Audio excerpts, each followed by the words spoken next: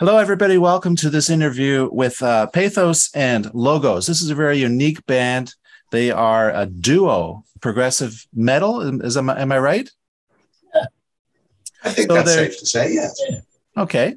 So I don't think I've ever heard of a progressive metal or progressive rock group that's a duo. This is really a very unique thing. So we got on guitar, we have Kyle Neely. Hey. And we've got the drummer, Paul Christensen. Hey, guys, how are you? And you guys are based in Denver, Colorado, am I right? That is correct. Right on. And they are just at an airport right now in, where is it, West Virginia, did you say? Or South Carolina. Yeah, South Carolina. South Carolina. There you go. And I'm up here on Vancouver Island in Canada. So cool. Really, I'm really intrigued by your setup, what you're doing. I had a quick needle drop on your video. I didn't want to spoil it because I'm going to do a react right after this. And hopefully I'm going to inspire other people to want to check that out too. And well, first of all, what are you guys doing right now? Are you on tour or something? Yeah, this is kind of a funky weekend. We were supposed to have 2 dates set up in South Carolina, and it got cropped down to one. And we played in Denver last night. So, hung out at the venue till 2, then drove straight to DIA. We had a 5 o'clock flight, so we just didn't go to sleep. Oh my God. And now it's whatever time it is, and we are in somewhere South Carolina airport. Yeah. Greenville. I say it out loud so that I can maintain my sense of like control over reality. That's right. I know where I am. Right. So we're kind of wrapping up the tour schedule for this month. This will be the last show of the month for us, and then we get like a week off or something like that. Right? Yeah. Excellent. So, are you guys experienced musicians? Is this your first outing as a group, or have you both been in the music industry for a while? Oh, we both started in the music industry on the other side of the glass, so to speak. So it's interesting now to have the spotlight on us in this manner. I started out working at a recording studio. I worked at Trax East Recording Studio back in the day, working with bands like the Black Dahlia Murder, In This Moment, Human Abstract, God Forbid, which is where we segue into meeting Paul. Paul worked as a tech for God Forbid and bands like Hatebreed back in the day. You were even giving some of those dudes lessons, if I recall correctly. Hatebreed paid me an extra $25 a week. Yeah. To help Matt Byrne read eighth notes a little bit better. Exactly. So we met in a recording studio situation, and we started playing then because we recognized each other's talents, I guess. And that was 15 years ago, Dean. So it's just it's not that we were never not playing together. It's just taken this long for us to really kind of, I don't know, grab the harness and boil it down to just the two of us and just, do the thing. It's interesting. We had the previous bands that we were in were much more traditional formats. There were 4 members or 5 members. And the great irony being that ever since we consciously distilled it down to just two members, we have done everything we've always wanted to do and more. Mm-hmm. Now, tell me a little about this new EP that you've just released called Cult. And this is your debut, right? Not the debut. Oh, it's the debut of the particular album format that we came up with. Mm-hmm. We had a record out before this one in 2020 called Glory to the Order. But Cult is, it's our second album, but we released it on a novel format that we created called a codex. It's available either as 5 tarot cards or as like a coffee table book. And essentially, we came up at that time where we were still buying vinyl and CDs and stuff. And so in the modern digital age, when a lot of that stuff has been cast aside, we were curious about how can we preserve the feeling of like holding the physical object in your hand, try and reinvigorate interest in album art, but have it be compatible with technologies that people are using to actually listen to music. You know just as well as we do, Dean, there's a lot of cars today that aren't even being made with CD players anymore. Yeah. That's sad because I have a 2003 Honda CRV, which I almost exclusively bought for the stereo, and it's got a multi CD changer in it, and it got a cassette. Still going strong. It's true. Exactly right. You have that era of appreciation for the, you've got the CD collection, you have the vinyl collection.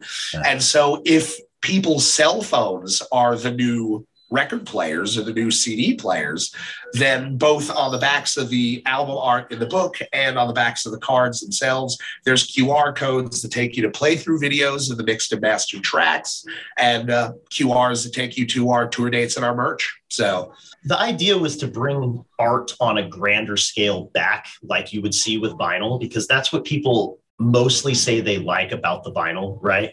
That and the ritual of putting the vinyl on and all that stuff, but dropping the needle and stuff. And that's great. But the fact of the matter is you can't take that and put it in your pocket.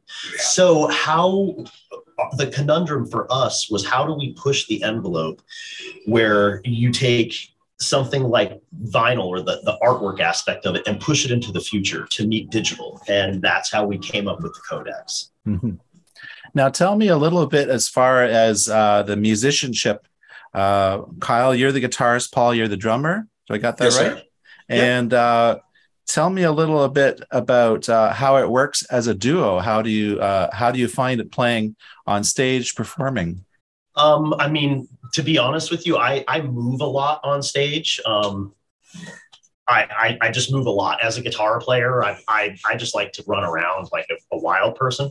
So in that regard, having less people on stage is actually very nice and freeing.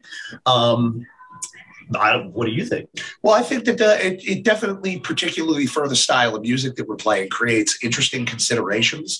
Like we had to make conscious decisions about, we do play with a certain amount of backing tracks, like our bass player, so to speak, is on the track, and we have synths and stuff that we use.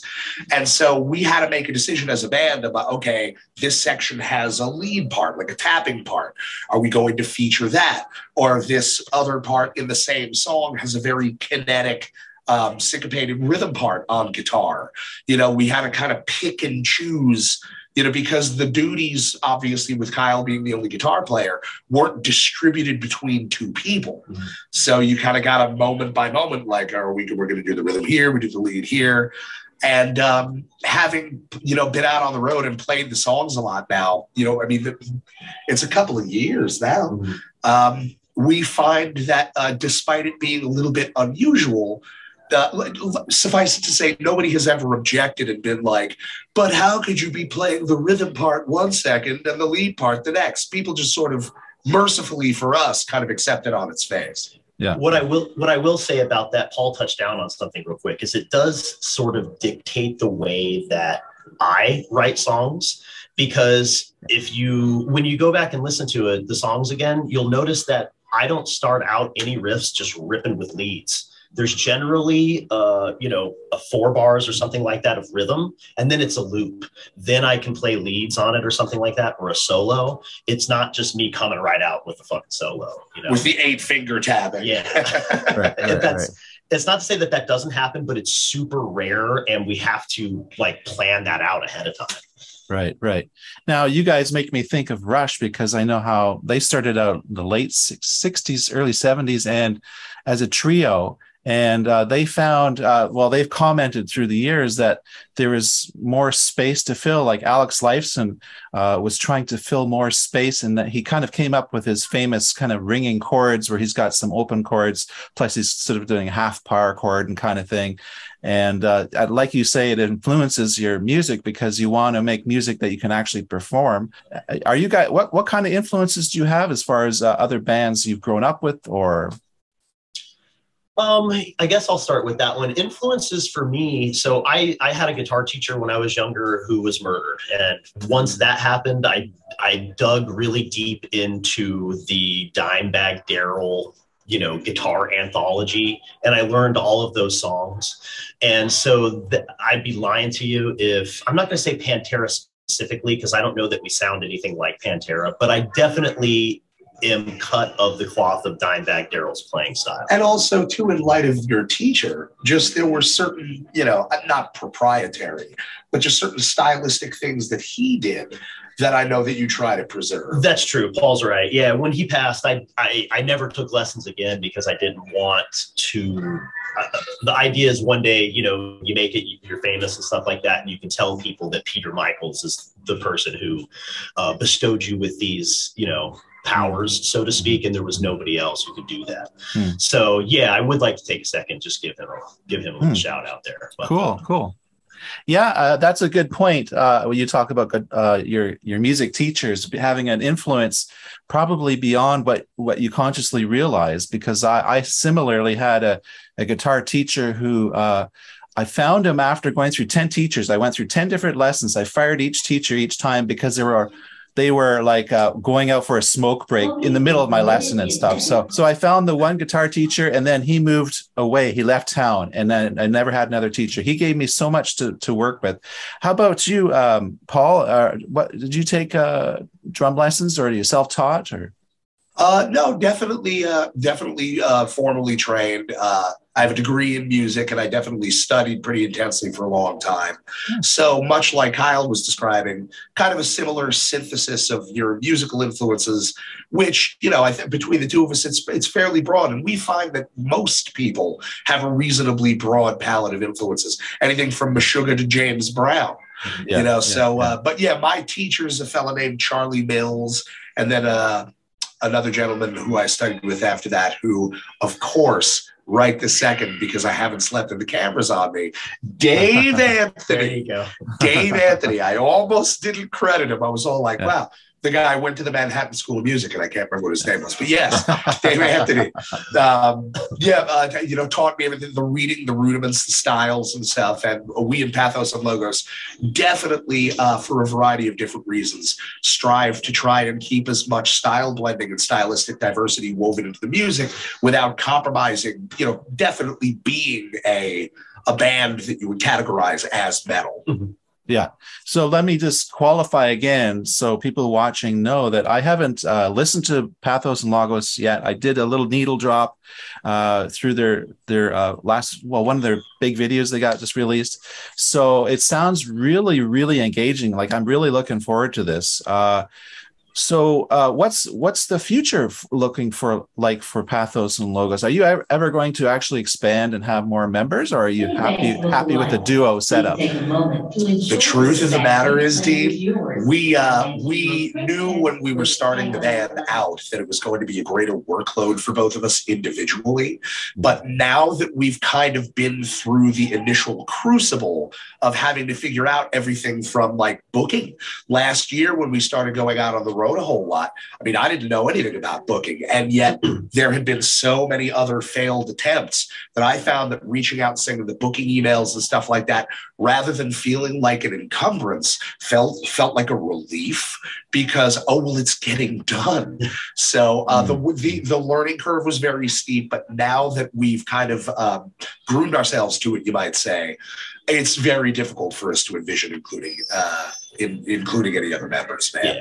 And it's not a diss on anybody else. Certainly not. No, for what it's worth, we've played in bands with singers, we've played in bands with other lead guitar players and bass players, and the group that we were in prior to Pathos and Logos, the lead guitar player went on, and he's in Allegiant now, so he's in a signed technical death metal band. Mikey from Allegiant. And our bass player Nick had been sending in resumes to Tesla for years, and I remember not Tesla the band, mind you. No. Tesla that makes cars. Tesla the auto manufacturer. And we're playing a sold out show in Denver one night. And he just strolls in and he's like, got the reply from Tesla. They're flying me out tomorrow morning, so this is going to be my last show. And wow. He flew out the next morning. He left his gear. He didn't take it with him. The guy moved to Nevada, and and it's been Paul and I since. So it's not to say that I would never say never. I would always be open to like collaboration, but I do believe that Pathos and Logos will always remain just a power duo. The Pathos and Logos as a brand and a band, the brain trust is going to continue to be Kyle and I. I love that that saying, power duo. I've never heard that. Of course, power trio. It's been a big thing for me. I've always loved trios, and but power duo, that is so cool. What would you like to say as we close the interview? What kind of message do you want to pass along, or if anything I haven't asked you about you'd like to talk about? If we were going to pass along any message, it's that if you are, suffice it to say, like when it comes to organizing what we're doing as a band, as a power duo, we look at one another and say, hey, you want to go play in Texas? And then that's your band meeting. You only have to consult with one other person. Essentially, in 2022, the ability to be a fully functioning, cogent, organized touring act with all of the technologies that exist and all of the available resources and opportunities, it can be distilled down to 2 people. So I would say definitely for anybody out there in a burgeoning project or anybody who's interested, you don't, certainly it's easier when the work gets to be distributed among more people, but don't feel like you have to be held back from pursuing a dream or trying to realize a vision for something just because you have a limited number of personnel. Yeah. Right. And to just add on that, I would say the satisfaction you actually get from your successes, if it's just you or 2 or 3, you know, or whatever, are greater than if you've got all the members of Slipknot with you. Or I should say, I mean, that's our experience. So some people play in an 11-piece horn band and they think it's the greatest thing in the world, and more power to you. Just needless to say, it didn't work out that way for us. And just one thing I wanted to clarify, you say you do your own booking then? Or do you have a booking agent? Now we have a booking agent. Yeah. But so actually, I'm glad we had the opportunity to talk about that. We have a great guy who's started to handle the booking for us, but his interest in working with us was just the same way as the woman that we hired for PR earlier this year. Their respective interest was motivated by the fact that we were out there grinding it, man. You can do a lot of stuff yourself, and you can help to form new connections and build new bonds and get resources just by putting your nose to the grindstone, no matter how many people are in the band. Yeah. A lot of people will tend to put up invisible walls in front of them as reasons that they can't get things done. And I just like to think that Paul and I are proof that you can just tear those invisible walls down and do whatever the fuck you want. You can play in Denver last night, and then you can be on 2 flights with a layover for 3 hours in Atlanta, and then be playing in Columbia, South Carolina the next day. And doing an interview in the airport. And do an interview in the airport. It can be you too. All this could be yours. Yeah. I have to ask though, are you bringing all your gear along in the jet with you, or are you using a backline that you rent at the different locations? We have the good fortune of certainly for the drum set, Kyle's amp setup is very compact. He literally has the ability to just bust it down into a carry-on that he brings with him, and we just go through the PA. And I have the tremendous luck and kindness of bands that we're playing with at the different venues being willing to let me play their drums. I see. I see. Well, that's great. I'm sure this is a lot of work, but it's also a lot of fun for you. Oh yeah. Yeah. And it's definitely, as Kyle was saying before, touching back on that, it's becoming more rewarding as time is going on. For sure. That's awesome. Well, I'm going to keep an eye on you. I'm going to go and do a react. I'm going to be releasing these videos in the next week or so. And it was really nice to meet you guys. It's Kyle Neely on guitar, Paul Christensen on drums, Pathos and Logos. The new album's Cult. Well, the second EP you have out is Cult. That's right. So thanks a lot for doing this interview. And thank you for Nikki Law, I guess is your lady who set this up for you. That's right. That's great. Thank you, Nikki. Yes, thank you. And we'll sign it off, and have a great day, guys. This was a great interview. Thank you so much. Thank you, guys. Have a good one. Okay, take care.